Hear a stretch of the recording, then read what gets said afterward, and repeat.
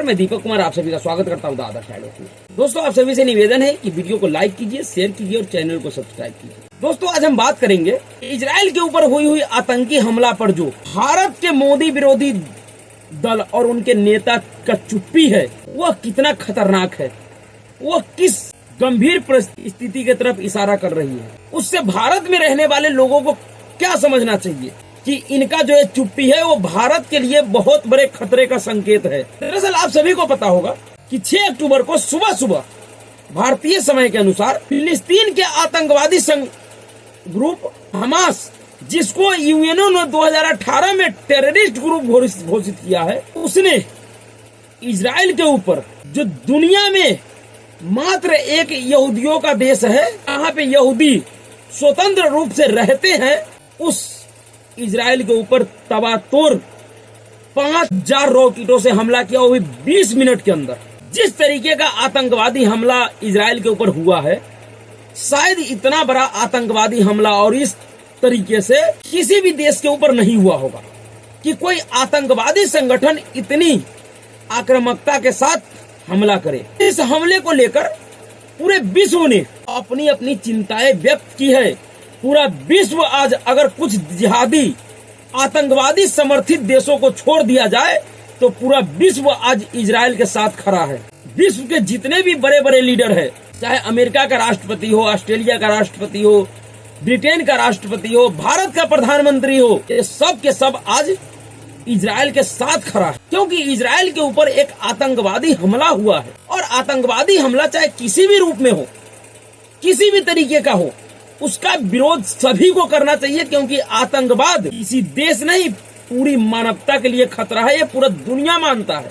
लेकिन इतने बड़े आतंकवादी हमला के बाद भी भारत के मोदी विरोधी दल और कुछ विदेशी टुकड़ों पे पलने वाले दलाल चुप्पी क्यों साध रखे हैं? इनके चुप्पी के क्या मायने हैं? जो मोदी विरोधी दल, जो विदेशी दलाल भारत में जो रह रहे हैं पत्रकारों के रूप में, अगर गली मोहल्ले में दो संप्रदायों के बीच में अगर छोटा मोटा लड़ाई भी हो जाता है तो उसको पूरे देश और पूरे दुनिया में फैलाते हैं। उन लड़ाइयों, उन झगड़ों को आधार बनाकर पूरे विश्व में इस तरीके का प्रचार करता है कि भारत में अल्पसंख्यक बहुत डरा हुआ है, भारत में अल्पसंख्यकों के साथ अच्छा व्यवहार नहीं हो रहा है। जो सभी दलाल यहूदियों के ऊपर जो हमले हुआ है आतंकवादियों के द्वारा, जो पूरी तरह से इस्लामिक आतंकवादी है, उस पर चुप्पी क्यों साध रखा है? उस पर अपनी प्रतिक्रिया क्यों नहीं दे रहा है? वो भी ऐसे समय में जब भारत ने सबसे पहले उस आतंकवादी घटना का निंदा किया और इजराइल के साथ खड़ा हो गया। ये लोग अगर खुद से किसी तरह का समर्थन नहीं देते, कम से कम भारत सरकार के स्टैंड के साथ तो खड़े हो सकते थे, लेकिन इन्होंने ऐसा भी नहीं किया। क्यों नहीं किया? इसके पीछे का कारण क्या है? दरअसल इसी के पीछे का जो सबसे बड़ा कारण है वह भारत में जो तुष्टीकरण का वोट है, जो एक कट्टरपंथियों का जो गिरोह है, जिसके दबाव में ये मोदी विरोधी दल कहीं न कहीं चुप्पी साधने के लिए मजबूर है। लेकिन आप खुद विचार कीजिए, आज भारत के लोगों को विचार करना चाहिए कि इतने बड़े आतंकवादी हमला का अगर ये मोदी विरोधी दल विरोध नहीं कर पा रहे हैं, जो मोदी विरोधी दल, जो कांग्रेस पार्टी और उनके 52 साल का नेता, जो अपने आप को युवा कहता है, जो पूरे दुनिया में जाकर ये कहता है कि भारत में अल्पसंख्यक डरा हुआ है। आज पूरी दुनिया में अगर अल्पसंख्यकों के लिहाज से देखा जाए तो यहूदी समाज सबसे कम है और उनका मात्र सिर्फ एक देश है। आज उस यहूदी समाज को अगर कोई डरा रहा है, आज उसका हत्या कर रहा है, उसके महिलाओं के साथ बलात्कार कर रहा है, उनको नंगा घुमाया जा रहा है, उस अल्पसंख्यक के साथ खड़े होने में डर क्यों रहा है भाई? क्या डर है तुम्हारा? अगर यह युद्ध इजराइल के ऊपर, अगर फिलिस्तीन या कोई देश अगर आधिकारिक तौर पे हमला किया होता, दो देशों के बीच का अगर ये लड़ाई होता, तब तो समझ में आ सकता है, तब तो समझा जा सकता है कि भाई हमें दोनों देशों से डिप्लोमेसी अच्छी रखनी है, दोनों देश हमारे लिए महत्वपूर्ण है, इसलिए हम किसी का अगर समर्थन नहीं करेंगे तो किसी का विरोध भी नहीं करेंगे, हम दोनों से शांति बनाए रखने की अपील करेंगे, जैसा कि भारत ने रसिया और यूक्रेन युद्ध के दौरान किया। लेकिन यहाँ तो मामला आतंकवादियों का है, आतंकी हमले का है। हमास कोई देश तो है नहीं, हमास एक आतंकवादी संगठन है, यूएनओ के द्वारा सर्टिफाइड आतंकवादी संगठन है। 2018 में यूएनओ ने हमास को आतंकवादी ग्रुप घोषित किया है। घोषित आतंकवादी संगठन है हमास। उसने अगर इजराइल के ऊपर हमला कर दिया, और वो भी इतना भीभत्स हमला कि अब तक खबरों के मुताबिक इजराइल के 700 से 800 नागरिक मारे जा चुके हैं। सैकड़ों की संख्या में इजरायली नागरिकों को, खास करके महिला और बच्चों को बंधक बना लिया गया है। महिलाओं के साथ बलात्कार जैसी जघन्य अपराध किया जा रहा है इन आतंकवादियों के द्वारा। इतने बड़े भीभत्स घटना पे भी भारत के विपक्षी दल चुप है, किसी के मुंह से कोई आवाज नहीं निकल रहा है। तो दलाल नेता अबरेज और अखलाक के हत्या के लिए यूएनओ तक पहुंच जाते हैं। जो भारत का दलाल मीडिया उमर खालिद और शर्जील इमाम जैसे आतंकवादियों के पक्ष में पूरे विश्व में माहौल बनाते हैं, आज वो इतने बड़े आतंकवादी हमलों पे चुप क्यों हैं? क्यों नहीं वो कुछ बोल रहे हैं भाई? इसका सबसे बड़ा कारण यह है कि इनको लगता है कि हम अगर हमास का विरोध करेंगे तो भारत में जो कुछ कट्टरपंथी रहते हैं, जो खुले तौर पे आतंकवादियों का समर्थन करता है, वह नाराज हो जाएगा और वह इन मोदी विरोधी दलों को वोट नहीं देगा। यह वोट का डर है, और ये जो वोट का डर है वो आज का नहीं है। यह वोट का डर मोदी विरोधी दल, खास करके कांग्रेस पार्टी का सदियों पुराना डर है। इसी डर का वजह था गैर बीजेपी सरकार, और खास करके गैर बीजेपी सरकार और कुछ सेकुलरवादी नेता जिनके दिमाग में सेकुलरिज्म का कीड़ा घूमता था, वह उस इजराइल का हमेशा विरोध किया जिस इजराइल ने भारत का हर एक मुसीबत में खुलकर समर्थन किया। चाहे वो 1971 का लड़ाई हो या 1999 का कारगिल युद्ध, हमेशा इजराइल भारत के साथ मजबूती से खड़ा रहा है। उस इजराइल के साथ कांग्रेसी सरकारों ने, कांग्रेसी नेताओं ने, और एक भारतीय जनता पार्टी के भी बड़े महान नेता थे अटल बिहारी वाजपेयी जी ने, उन्होंने भी बेईमानी किया, उनके साथ गद्दारी किया, उनके पीठ में छुरा घोंपा। इस तरह से सेकुलरिज्म का कीड़ा उनके दिमाग में लगा हुआ था। सेकुलरिज्म के मानसिकता से इतने ग्रसित हो गए थे कि जिस देश ने हर एक मोर्चे पे हमारा सहायता किया, हमारा सहयोग भी किया, उसके साथ ही हम गद्दारी करते आए हैं। और आज जब उस देश के ऊपर इतना बड़ा आतंकवादी हमला हो गया, तो भारत के कुछ मोदी विरोधी दल और उनके दलाल नेता इसलिए चुप है कि अगर वो उसका विरोध करेंगे तो उसको इस देश में रहने वाला कुछ कट्टरपंथी ग्रुप वोट नहीं देंगे। क्या इस तरह से खुले या किसी भी आतंकवादी संगठन का समर्थन किया जा सकता है? क्या धर्म के आड़ में हमास जैसे आतंकवादी संगठन का समर्थन कर रहे हैं लोग? और भारत के लोग समझे कि अगर ये लोग वोट बैंक के डर से, इनका वोट ना खराब हो जाए, इस डर से आज हमास के आतंकवादियों का समर्थन कर रहा है, तो इस बात की क्या गारंटी है कि अगर भविष्य में कभी भारत के ऊपर, जो कि लगातार प्रयास हो रहा है, 2014 से पहले भारत ने देखा है कि किस तरीके से इस देश में पाकिस्तानी इस्लामिक आतंकवादियों ने जगह जगह बम ब्लास्ट, चाहे वो मुंबई का ताज होटल हमला हो, चाहे ट्रेन ब्लास्ट हो, चाहे दिल्ली ब्लास्ट हो, जयपुर ब्लास्ट हो, बेंगलुरु ब्लास्ट हो, पटना ब्लास्ट हो, पूरे देश में ब्लास्ट ही ब्लास्ट होता था। अगर इसी तरीके का आगे कोई अगर बड़े लेवल पे अगर कोई आतंकवादी समूह हमला करता है भारत के ऊपर, तो क्या ये मोदी विरोधी दल जो आज चुप है, इनकी आवाज उस समय खुलेगी? क्या ये उस समय उसका विरोध कर पाएंगे? और अगर ये विरोध नहीं किए और अगर सत्ता इनके हाथ में रहा, तो फिर इस देश में रहने वाले उन हिंदुओं का क्या होगा? ये जो गजबाए हिंद का जो नैरेटिव है, अगर उस गजबाए हिंद के आड़ में जिस तरीके का तैयारी इस देश में पीएफआई जैसे कुछ इस्लामिक कट्टरपंथी संगठन कर रहे थे कि 2047 तक भारत को इस्लामिक राष्ट्र बनाना है, तो इस्लामिक राष्ट्र ऐसे तो नहीं बनेगा। इस्लामिक राष्ट्र तो जब ही बन सकता है ना, जब इस देश पर हमास जैसा कोई आतंकवादी संगठन इस देश के हिंदुओं पे हमला करे, उनको खत्म कर दे, जब ही तो यह इस्लामिक देश बनेगा। और अगर इस तरीके का कोई दुस्साहस करता है, तो क्या ये मोदी विरोधी दल उसका विरोध कर पाएगा? ये बहुत बड़ी बात है। एक आतंकवादी घटना का विरोध न करना, उस पर अपना वक्तव्य नहीं देना, किसी भी देश के विपक्षी पार्टी के प्रमुख नेताओं के द्वारा यह बहुत बड़े खतरे का संकेत है कि क्या वोट बैंक के लिए किसी आतंकवादी हमले का विरोध नहीं किया जाएगा। इसका इन्होंने इससे पहले भी कई एक बार उदाहरण दिए। नुपुर शर्मा के मामले पे जब विवाद हुआ था तो ये सारे मोदी विरोधी दल नुपुर शर्मा के बाल नोचने पे तुले हुए थे। ये जितने भी मोदी विरोधी दल का जो नेता है वो इस तरीके से नुपुर शर्मा पे टूट पड़ा था कि नुपुर शर्मा ने पता नहीं कौन सा बड़ा गुनाह कर दिया है। उस समय भी इनको यही डर था कि अगर आज हम नुपुर शर्मा का विरोध नहीं करेंगे तो हमें ये तुष्टीकरण का वोट नहीं मिलेगा। और आज भी ये हमास जैसे आतंकवादी संगठन का विरोध इसलिए नहीं कर रहे हैं कि अगर हम इसका विरोध करेंगे तो भी हमें तुष्टीकरण का वोट नहीं मिलेगा। समझिए आप इनके दिमागी बीमारी को समझिए, इनकी दिमागी दिवालियापन को समझिए।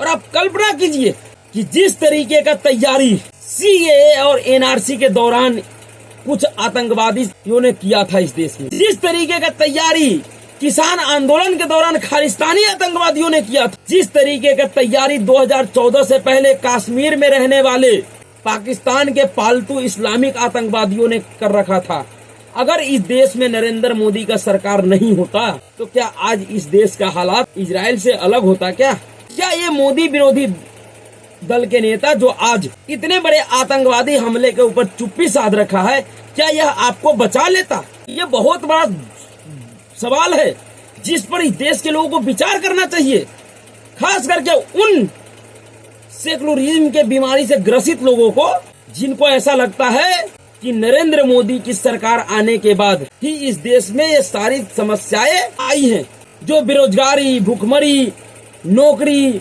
इन सब चीजों के लालच में जो आज मोदी सरकार को दुश्मन की तरह देख रहे हैं, उनको विचार करना चाहिए कि अगर इजराइल जैसे हमला अगर इनके ऊपर अगर कोई करता है और भारत में गैर बीजेपी सरकारें रहती हैं, जिस तरीके की सरकार पहले थी जिसने मुंबई हमले का जवाब देने की साहस नहीं जुटा पाया, क्या वो इन नौकरी पेशा वालों को जो आज नौकरी के लिए मर रहे हैं उनको बचा पाएंगे? अरे भाई, जिंदा रहोगे जब ही तो नौकरी लोगे। पता लगे तुम्हें नौकरी ही मिल जाएगा और ड्यूटी पे जाते समय किसी ट्रेन में ब्लास्ट हो जाएगा, किसी बस में ब्लास्ट हो जाएगा, कहीं कार से जा रहे हो तुम्हारे बगल के कार में ब्लास्ट हो जाएगा, तो नौकरी तुम्हारे किस काम में आएगा? जिस ऑफिस में काम कर रहे हो उसी ऑफिस में अगर कोई ड्रोन से हमला कर देगा, कोई रॉकेट से हमला कर देगा हमास जैसे आतंकवादी संगठन, और पूरा ऑफिस ही उड़ जाएगी, तो क्या करोगे? इस तरीके का आचरण किसी भी देश के प्रमुख नेताओं या दलों का बहुत ही दयनीय और खतरनाक है, जो कुछ वोटों के लालच में, चंद वोटों के लिए आतंकवादी संगठनों का समर्थन कर रहा है, आतंकवादी हमलों को जायज बता रहा है। कोई इस बात को नहीं कह रहा है कि हमास के द्वारा किया गया हमला गैर मुनासिब है। चाहे विषय कुछ भी हो, कितना भी बड़ा विवाद हो, हर एक विवाद के लिए तो इस दुनिया में कानून बना हुआ है भाई। अगर फिलिस्तीन के लोगों को या फिलिस्तीन के सरकारों को लगता है कि इजराइल उन पे अवैध कब्जा कर रखा है, भाई इंटरनेशनल कानून है, इंटरनेशनल लॉ है, कोर्ट है, पूरी व्यवस्था है दुनिया में। इस्लामिक कंट्री जो 56 कंट्री है उसमें से कई कंट्री उस यूनाइटेड नेशन का सदस्य है, उस नाटो का सदस्य है। इसको किसी और तरीके से क्यों नहीं सुलझाते हो भाई?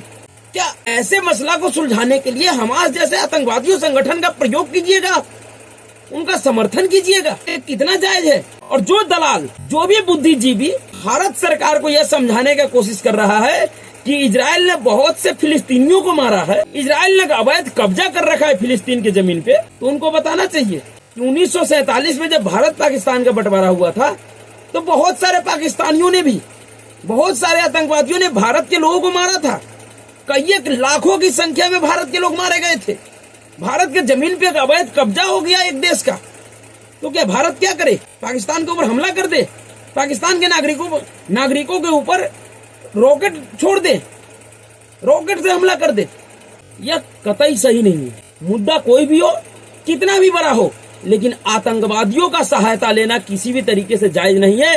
आतंकवाद का चाहे कोई भी रूप हो, उसका विरोध खुलकर होना चाहिए और भारत ने इस बार साबित किया है, क्योंकि भारत का जिम्मेवारी भी था, क्योंकि जब से नरेंद्र मोदी की सरकार बनी है तब से पूरे दुनिया में आतंकवाद के खिलाफ नरेंद्र मोदी और उनकी सरकार ने मुखर आवाज उठाया है, मुखर चेहरा है, अगुवाई कर रहा है आतंकवाद के मुद्दों पे। तो भारत का ये फर्ज बनता था। और दूसरा मैसेज भारत ने इजराइल का समर्थन करके दो बड़े संदेश दिए हैं। एक संदेश पूरे विश्व को दिया है, दूसरा संदेश उस अरब कंट्रियों को दिया है जो नूपुर शर्मा विवाद में बड़े उछल रहे थे।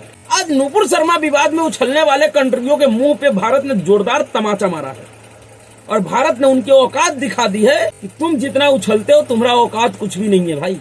जिस देश से रिश्ता को दिखाने में आज तक डरता रहा भारत, आज भारत खुल के उस देश का साथ खड़ा हो गया है। तो इसका मतलब है कि भारत स्पष्ट संदेश दे रहा है उन तेल के खेल करने वाले जिहादियों को जो अब तक तेल के नाम पे भारत को ब्लैकमेल करते थे और डर दिखाते थे, और उसी डर को भारत में रहने वाला भी कुछ खैराती दिखाता था कि अगर अरब कंट्रियों ने अगर भारत को तेल देना बंद कर दिया तो भारत का क्या होगा। मोदी जी ने समझा दिया है कुछ नहीं होगा, अपने औकात में रहो। दूसरा, नरेंद्र मोदी ने वो यह दिखाया है कि आज दुनिया क्या कह रहा है इससे कोई लेना देना नहीं है। जिस बात को विदेश मंत्री एस जयशंकर ने अमेरिका में कह के आया था कि कौन क्या कह रहा है हम नहीं ये सुन रहे हैं, हम क्या कह रहे हैं ये दुनिया सुनेगा, उस बात को नरेंद्र मोदी जी ने फिर से साबित किया है कि इस हमले पर दुनिया क्या कहेगा उससे हमें कोई लेना देना नहीं है, हम क्या कह रहे हैं ये सुनो दुनिया वालों। और नरेंद्र मोदी जी ने सबसे पहले इस आतंकवादी हमला का अगर पूरी दुनिया में किसी नेता ने और किसी देश ने सबसे पहले विरोध किया और इजराइल का समर्थन किया तो वह देश भारत है। और प्रधानमंत्री नरेंद्र मोदी जिसने कहा कि इजराइल के ऊपर यह विवश आतंकवादी हमला हुआ है और मैं हर तरीके से इजराइल के साथ खड़ा हूँ, इजराइल के नागरिकों के साथ खड़ा हूँ। उखाड़ लो भारत का जो उखाड़ना है। खैरातियों को भी मिर्ची लगी हुई है, उनके भी पिछवाड़े में जलन हो रहा है, होने दो जलन, जो करना है करो, उखाड़ लो तुम कुछ भी मोदी जी का। नरेंद्र मोदी के इस समर्थन पे कुछ लिब्रांडू टाइप के लोग अटल बिहारी वाजपेयी का वो एक वीडियो लेके आ गए सोशल मीडिया पे और दिखा रहे हैं कि अटल जी ने भी एक बार इजराइल का विरोध किया था और बाहर में गया। अटल जी का वो निर्णय था, अटल जी किया था। उस समय उनको लग रहा था कि जो हालात है उस हिसाब से उन्होंने स्टैंड लिया था। और अगर अटल जी इतने अच्छा नेता होते, वो भारतीय जनता पार्टी के बहुत वरिष्ठ नेता थे, उनका सम्मान है, लेकिन अगर उनकी नीति इतनी अच्छी होती ना, उनका अगर सरकार चलाने का तरीका इतना अच्छा होता तो वह दोबारा सरकार में आते, हारते नहीं। उनको इस देश के लोग चुनता, लेकिन कहीं ना कहीं उनके अंदर भी कुछ कमियां थी, कहीं ना कहीं वो चूक जाते थे, जिसका कारण रहा कि अटल बिहारी वाजपेयी जी दोबारा सरकार नहीं बना पाए जब तक नरेंद्र मोदी नहीं आ गए। इजराइल और हमास के युद्ध ने भारत के लोगों को बहुत बड़ा संदेश दिया है कि जो भारत में तथाकथित इंडिया अलायंस है, ये किस कदर उस तुष्टीकरण के वोट के सामने मजबूर है, विवश है, लाचार है कि यह आतंकवादी घटना का भी निंदा नहीं कर सकता है। ये आज राजनीति के लिए, वोट के लिए, कुर्सी के लिए एक आतंकवादी संगठन द्वारा किए गए हमला को समर्थन कर रहा है, उसको जायज ठहरा रहा है। भारत के लोगों को विचार करना चाहिए कि 2024 के चुनाव में इनको किस तरह से जवाब दिया जाए, इनके इस कुकर्म के लिए, इस तरह के जहरीली सोच के लिए।